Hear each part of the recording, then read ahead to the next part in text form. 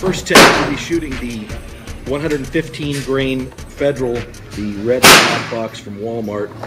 20 rounds of the small factory magazines that come with the Ruger SR9C.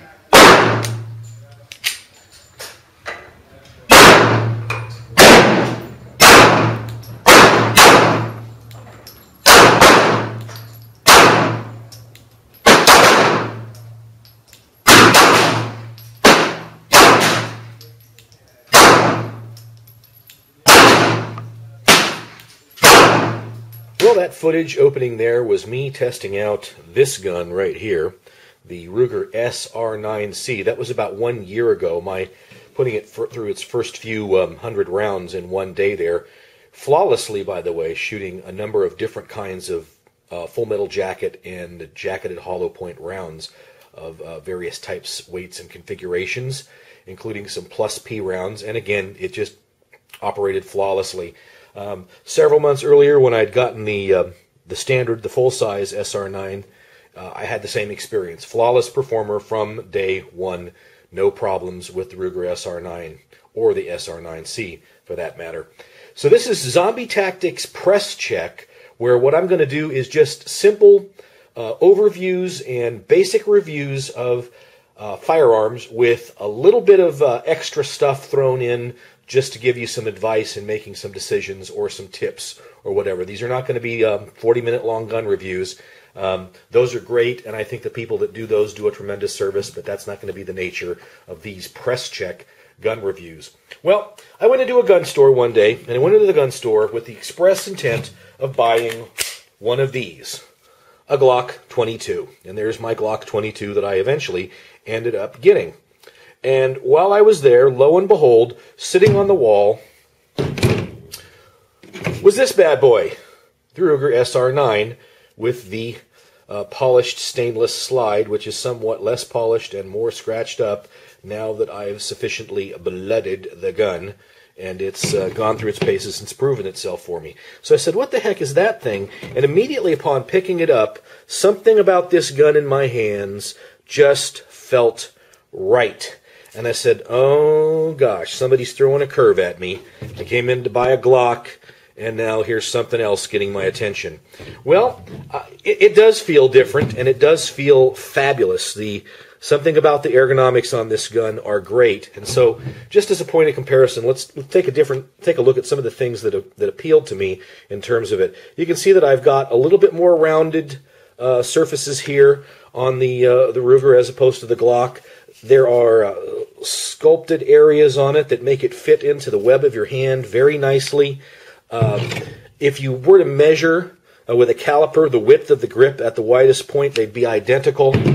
But the Glock is somewhat more blocky, and I think that's part of the reason why the Ruger feels so much more comfortable in my hand.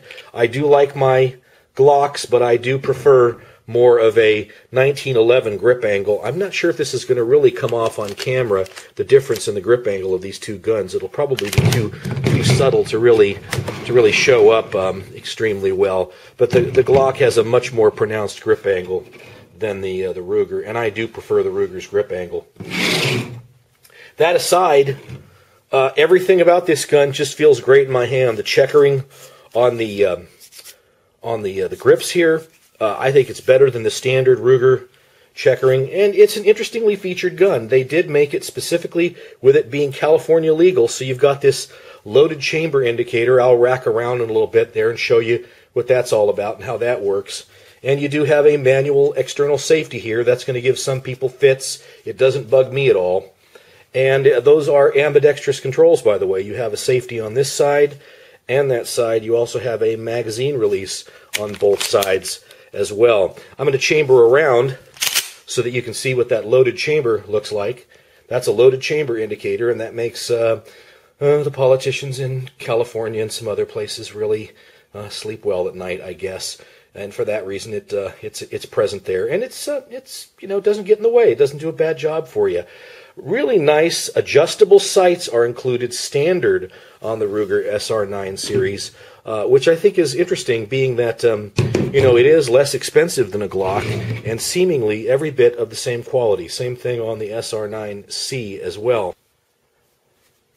There's also an internal magazine disconnect that's standard on both of these guns. And what that means is that if the magazine is not inserted in the well, even if there is a round chambered, and I'm not going to do that right now, I did that again on another video, and it about gave people fits. But if you were to pull the trigger, and even though you're going to hear that snick sound of the sear releasing, there is no way that the firing pin can actually come in contact with the primer. You have to have an actual magazine inserted in the gun in order for that to take place. That's going to give some people fits too, because they really worry about, well, what if that magazine comes out? That's something that's easily taken apart, taken out of this pistol with about 15 minutes of work. There's plenty of videos online, and you can check the gun forums and things like that. So I don't tend to like to modify my guns. I like them to stay the way they are from the factory. If they aren't good enough for the factory for me, I won't use them. That feature doesn't bother me either. If I were to tell you what does this feel like in my hand, it actually, when I'm holding it, it feels a lot more like a Glock 19. Just something about it says Glock 19 to me as opposed to Glock 17 or Glock 22, since we are talking about a 9mm pistol. The direct comparison would be the Glock 19. So it's somewhere in between the size of a full-size Glock 17, which would be the same size as this Glock 22, and the Glock 19, which is the more compact pistol. The Ruger SR9C, their compact SR9, is smaller, of course, than the full-size one, and it's smaller than a Glock 19, but it's not quite as small as a Glock 26, and for that reason, you can see here, my fingers will actually, without any little grip attachments or anything like that, fit nicely on the grip itself, and for this reason, I think it's almost an ideal carry pistol. Again, that safety is going to give people fits, but I train regularly with safeties, and it fails to give me a problem. My general default position is that I will train as though the safety is always engaged and disengage it upon drawing the gun. But when I am carrying the gun, I do carry it with the safety disengaged. There's no reason not to do that, because it does have all the standard safety features, the bladed trigger, the internal striker blocks, and all of that kind of thing there. One thing you do want to look for when you look for these pistols, if you're going to go out and look at one, earlier Ruger SR9s had this rounded magazine release, and the later series, including all of the SR9Cs, have this more D-shaped magazine release. If you're going to buy an SR9, make sure you get one that doesn't have the rounded magazine release. They've made some improvements to the magazine release, which make it operate much more, I wouldn't say easily, it's a much cleaner operation.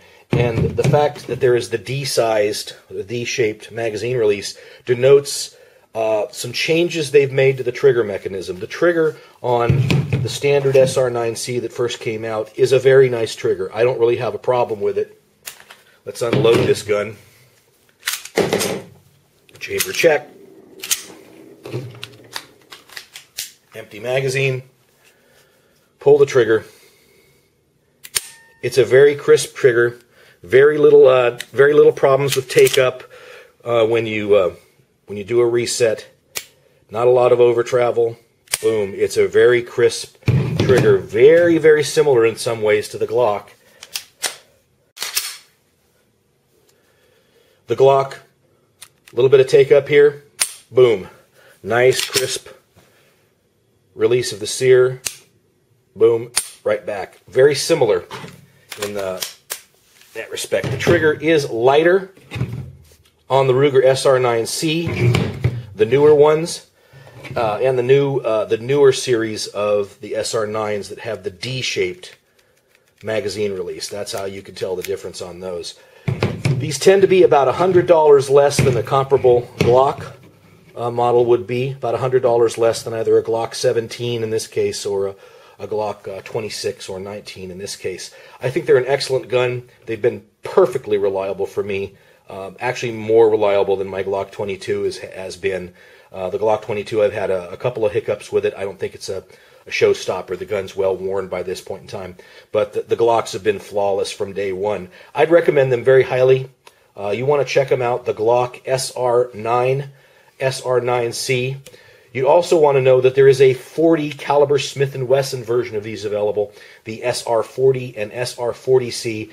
The mechanics of the guns are identical, and from all reports, the SR40 series are extremely nice shooting 40 caliber pistols, meaning that they really, something about them, they're just really soft shooting for a 40 caliber. So that's something you'll want to check out as well. That's Press Check for today. Zombie tactics with a press check on the Ruger SR9 series, preparing you for a world gone dead, and we'll see you next time. Bye-bye.